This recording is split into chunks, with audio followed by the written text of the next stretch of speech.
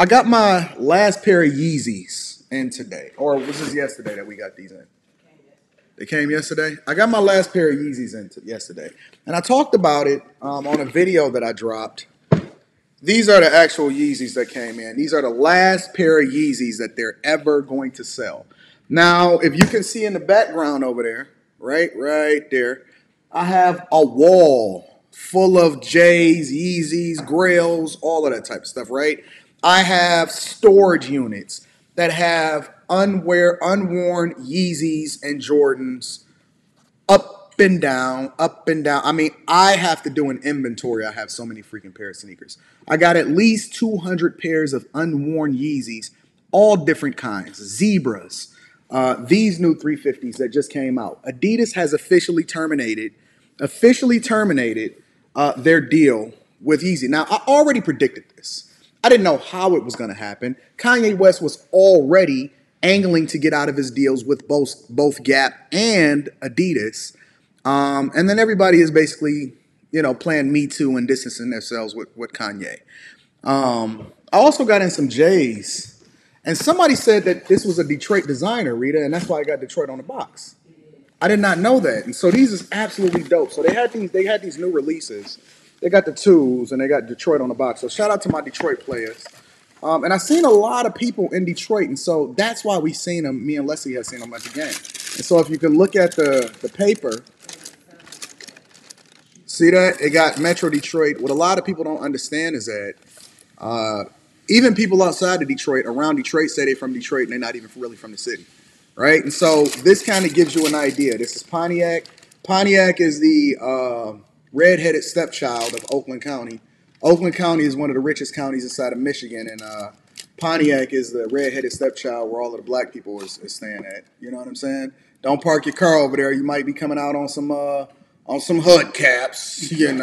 You got Flint, and this kind of gives you an idea. Flint is about an hour or so away from Detroit. Detroit is all the way down here. Flint is all the way up here. Completely different water sources. You got Oak Park, Royal Oak. A lot of y'all see me recording over in Royal Oak. You got Southfield. Highland Park is a city inside of a city. So what a lot of people don't know is that Detroit is a very big city. You can fit 7 San Franciscos inside of it. But inside of Detroit, they enclose 2 different cities. Highland Park, and what's the other city, Rita? Highland Park and, I'm missing it. I'm sure Kojak can pick it up. It's another city inside of Detroit. It's Highland Park and something else. Not Hazel Park, it's something else. But these are the Jordan 2s that they recently dropped. I think that these is absolutely awesome. These are gorgeous. Rita's over there trying to burn herself, cooking up spaghetti, jumping up and down. Hamtramck. Shout out to Mona D. Hamtramck is the other city inside of Detroit, right? These are some of the other Jordan 2s that I got. I had 3 pair. They had 3 pair that dropped on the same day. So these are the other one. These are the ones for women. I think that these are gorgeous. Look at that. I love these Jordan 2s. And then look in the inside, right? You see the inside? Let me show you the inside of the other ones. And then I want to start breaking down this Piers Morgan interview really quickly. So these Jordan 2s right here, check this out. It's pretty crazy. They have the whole Detroit thing inside of there. That's sick. I didn't even realize it till I started looking at them today. But anyways, brings me back to my point, right? And the Yeezys, right? Last pair of Yeezys, I told people what my strategy was because I look at everything from a long-term perspective. Everything from a long-term perspective. Now, one of the conversations that's being had is, and I've seen Anthony O'Neill's video that he dropped, and they're talking about, well, Yeezy actually is not a billionaire anymore, according to Forbes. Now, first and foremost, Forbes has no real clue on whose net worth is what. It's all estimated, and they're guesstimating because it's the only way that Forbes is even staying relevant today. I'm just going to be absolutely honest. You cannot lean to these publications. You cannot lean to Social Blade. Somebody said, Anton, I know how much money you make. I said, how? I went to Social Blade. I was like, I went to Social Blade after they went to Social Blade, and it says I make somewhere between $2,000 and $250,000 per channel per year. And I'm like, this is wildly inaccurate, first. And why is it such a wide range as far as the numbers? And then they said, well, your net worth is online. And I said, well, what is my net worth? And they went in and they pulled up my net worth online and it said, Anton, you're worth $4 million. And then another site said, Anton, you're worth $6 million. I said, that is wildly inaccurate. I'm worth way more than that. Way more than that. But I digress. You have these YouTubers and you have these publications that largely capitalize off of estimating and guesstimating somebody's net worth, especially celebrities, right? And Kanye did a video when he was talking on Piers Morgan's and another video where he said that he had 150 million in the bank or something like that, but his net worth, according to Kanye, was over $11 billion. Now, how do we estimate whether or not Kanye is no longer a millionaire or no longer a billionaire and is now a millionaire in the range of $400 to $500 million, as though that's something to sneeze at, right? But they're saying that now that Kanye's deal with Adidas has been terminated, that he is only worth $400 to $500 million. Now, how do we substantiate that? Because they're saying that, well, his deal with Adidas and Balenciaga don't mess with him no more and so on and so forth. How do we substantiate that Kanye West has lost, according to Forbes, 1.5 to 1.6 billion of his net worth, but according to Kanye, he was worth 11 billion. How do we substantiate that, right? Because a lot of people don't understand the value of money. And so they'll go by what they think a person has in cash, and then they'll maybe add in a little bit of real estate, and they'll say, well, they're rich because they're a millionaire. Most millionaires aren't really living a lifestyle because the majority of their assets is tied up in their home. This is a fact. The majority of millionaires' assets are tied up in their home and in their retirement, including their 401k, their Roth 401k, their Roth IRA, so on and so forth, right? And so we go by net worth in order to try to substantiate whether or not somebody is a millionaire or not. Millionaire status is not even that great anymore because it's a lot of millionaires. I personally know a decent amount of millionaires. There's a lot of millionaires in the United States of America. But let's continue, right? Let me break this down for you. So apparently Anthony O'Neill and the rest of these YouTube community is going by Forbes in order to substantiate whether or not Kanye West is no longer a billionaire. But who determines the true net worth of an individual, right? Because if Kanye West then starts to go direct to consumer like he said that he would a long time ago, is he still a billionaire? How do you evaluate the net worth of Kanye West and, as a result, his companies? I would say that Kanye West has his pick of options as to whether or not he wants to go direct to consumer, which I believe that he will, and I believe that I'm going with him because even me, I deleted the Confirm app today. I have no reason to ever buy another pair of Adidas. Not necessarily because, I'm rolling with Kanye or not rolling with Kanye, because I like what Kanye does. I don't believe or agree with every single thing that he does, but that has no bearing whatsoever, right? But the point is that I have nothing to buy from Adidas because I wasn't really messing with Adidas prior to Kanye West going over there in the first place. So I have no reason to have the Confirm app anymore. It's a moot point. I don't need it anymore. The only reason I was ever rocking with Adidas and I bought an egregious amount of pairs, which is then now becoming extremely profitable as a result, was because Ye was over there. Was because Ye. And so we like to use people, specifically people like Kanye and other celebrities that we can then tear down in order to try to substantiate our arguments of whether or not Kanye is a billionaire or he's just a measly half a billion millionaire. I would say that Kanye's West value actually went up. I would say that Kanye West, somebody said, are you canceling Spotify too? I don't have Spotify. I have Apple Music. I am an Apple guy. I like the Apple ecosystem. I don't have Spotify. And I'm not canceling anybody. I'm just saying that I have no reason to buy Adidas because outside of their Forum sneakers, I wasn't really messing with Adidas anyway. James Harden's shoes is trash. Trae Young's shoes is trash. Dame Lillard's shoes is trash. Kanye saved Adidas in America. In America specifically.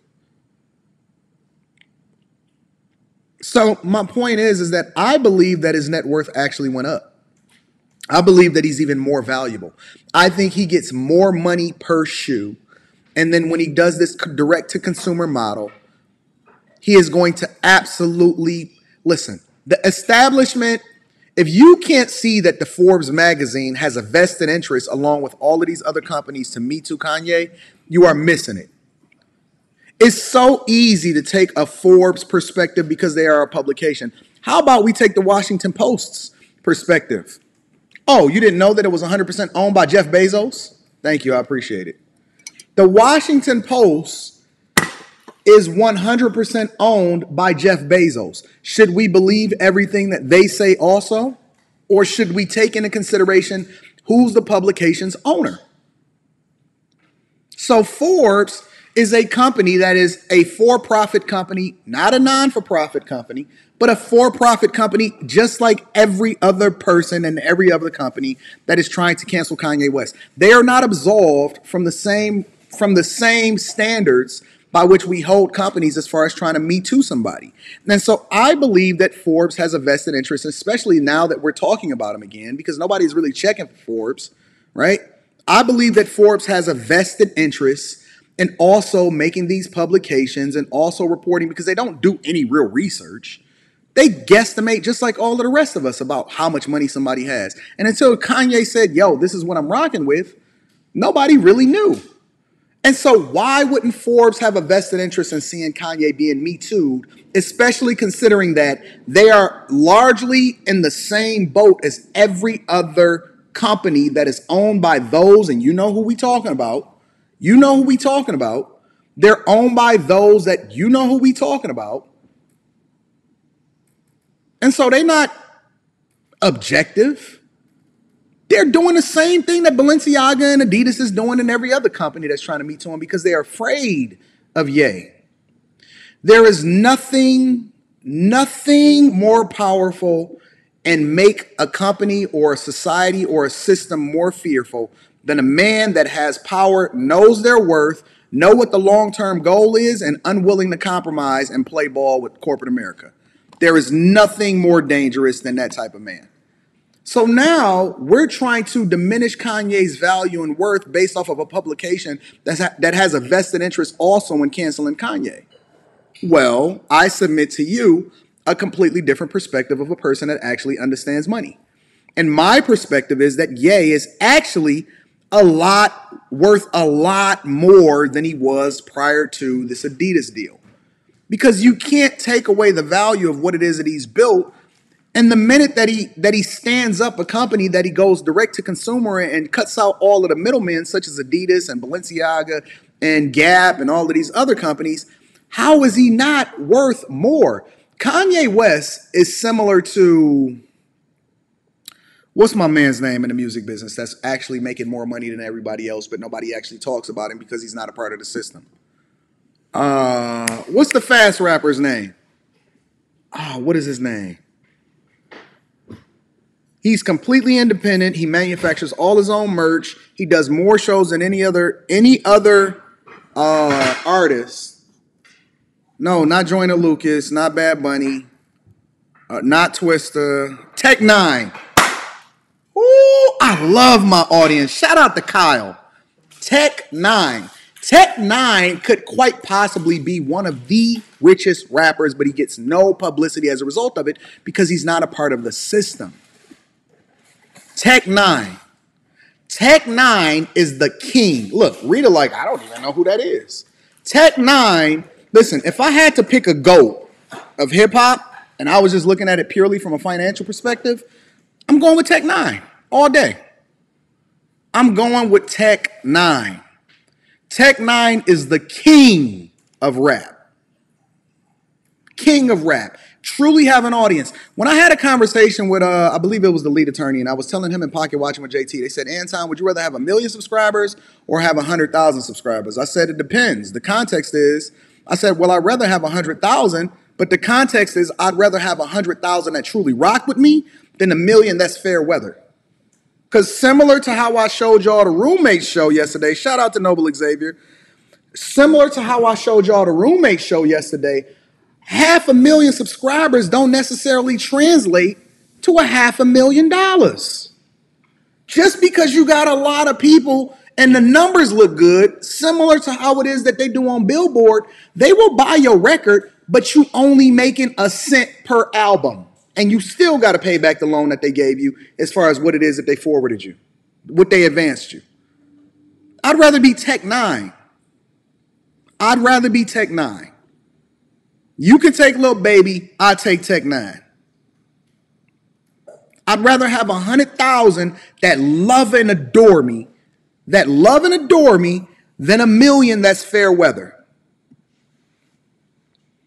Because I cannot tell you how many content creators hit me up on a regular basis. They got 2 million TikTok followers, 4 million Instagram followers, 500,000 YouTube subscribers, and is broke AF. Broke AF. Half of these people have people that are backing them that is taking money out of their pocket because they signed a content creation deal with another company.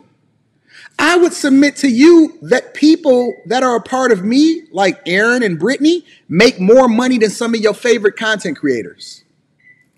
Aaron and Brittany make more money on Fight Club with rocking with me with Fight Club and the different deals that I'm doing on their behalf than some of your favorite content creators that got 100,000, 200,000, 300,000 subscribers because they don't know the money game.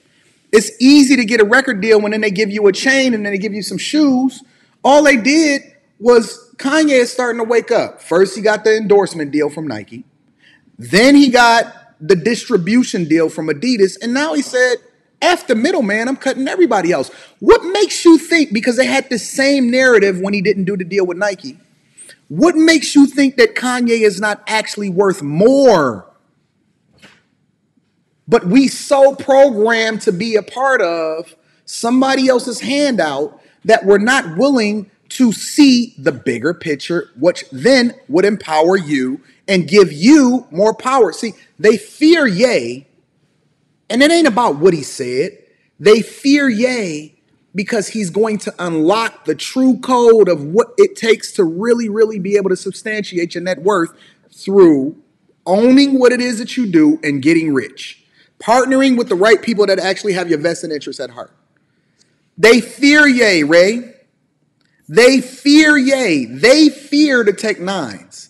Why do you think that we celebrate and they promote and we celebrate all of the people that ain't really making no money? Bro, I just watched T Grizzly interview yesterday. He said, I don't even rap no more. Rap money is trash. And then when I told y'all that y'all favorite rapper wasn't even getting no bags, and I actually was making way more, I make way more money and I will make way more money forever than some of your favorite rappers, you dismissed it. But you don't even realize that they got so many people that's actually making money that got their hands in their pockets.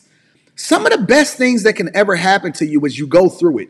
Because what happens when you go through it is that it releases you and it teaches you at the same time how it is that you're supposed to be moving from a financial perspective. A lot of y'all don't actually want to go through anything that would then allow for you to actually learn a lesson that empowers you to get richer, but you so busy using these easily owned publication talking points to then diminish who it is that we celebrate as heroes that's actually giving you the game on how it is that you're supposed to get rich. You won't hear me. You don't hear me. You don't hear me though.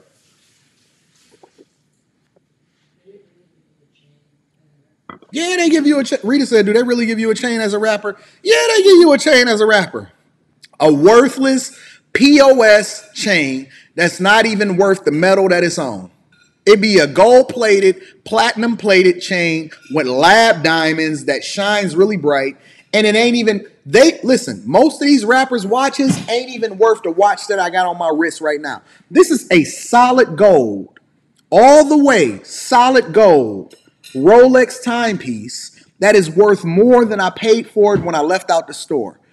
They be having all of this trash on. All that it is trinkets and goobly gob, and they put it on, and they make you, because it shines, but it has no real value.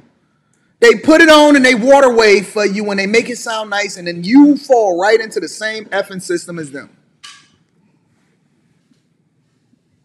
I'm trying, Anton from AntonDaniels.com. Tap into the Patreon. Link is in the description as well as pinned to the top of the chat. I'm teaching you how to cut out the middleman. Listen, you think that we doing our merch? Why you think it's taking me so long to stand up my merch? Because I did the content creation space. Why do you think I bought a space as big as it is? We doing everything in-house. We doing our own merch. We put up our own content. Eventually, we'll use YouTube. Shout out to YouTube. I shouldn't say that out loud. Eventually, we'll use YouTube as just a place where it is that we can connect with the people and then lead them away into our own platform, because we don't want to split nothing with nobody. We rocking with Patreon now because they serve a purpose. Partnerships serve a purpose for the time being. But if you don't at some point grow beyond what it is that you're doing and start to stand up and invest in yourself, you know how much money I put into the content creation space? What is it, $40,000, $50,000? I got $10,000 in cameras and lighting. Oh, Anton, you spending too much money. Bro, first of all, I'm writing it off because the government incentivizes me to invest in myself. Secondly, I'm writing off all of the development work that we're doing as far as standing up our own merch, all of the equipment. You know who I learned it from? You know who I learned it from? We about to get into the Kanye video, but I got to get y'all the game. You know who I learned the merch game from? Omi and the Hellcat. I learned the merch game from Omi and the Hellcat. Y'all, now, I didn't agree with the fact that Omi was on there snitching on himself, telling the reporters, but I got to give Omi his credit. Omi is a pioneer. Omi said, listen, I'm selling my own shoes. I don't need no deal from Nike. Omi has got his own print up. Listen, you can say, you learn from a scammer. Listen, if that's what you want to label him, you can call him what you want, but you sure can't call him. You can't say that he ain't smart, because if you don't see the way he stood up his printing business, how he doing his own merch, listen. This is what they want you to do, is this comment right here. They want you to hold people accountable and never let them come out of whatever it is that they did. Listen, Omi took responsibility for what it is that he's doing, but I'd be a fool not to look at this dude and say, hey, hold on. How he do that? He giving away free game. I want all of the free game. I want all of the free game. You know who else I'm learning from?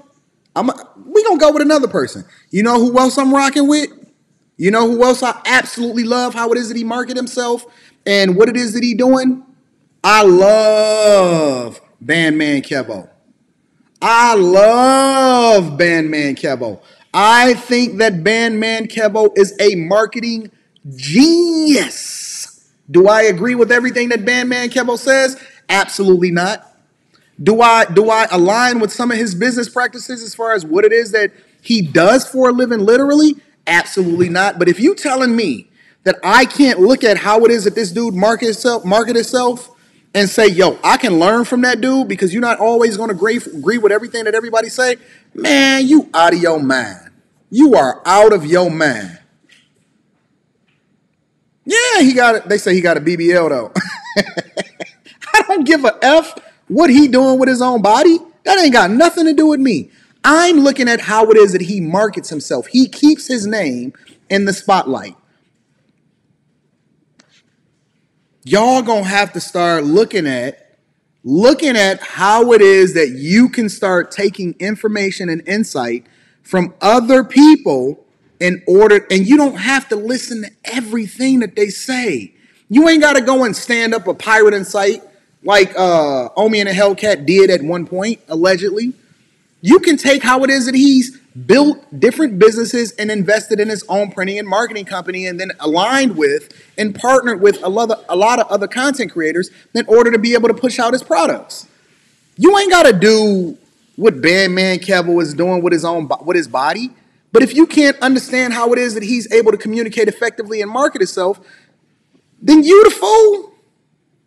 You the fool. But I digress. My point is that I believe that Kanye West is absolutely positively worth more by cutting out the middleman.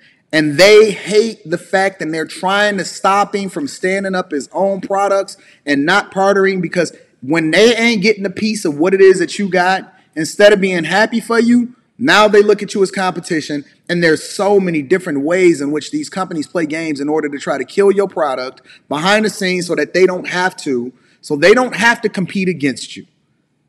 Kanye, if he gets this product up and he go direct to consumer, he gonna mess up all of these people money.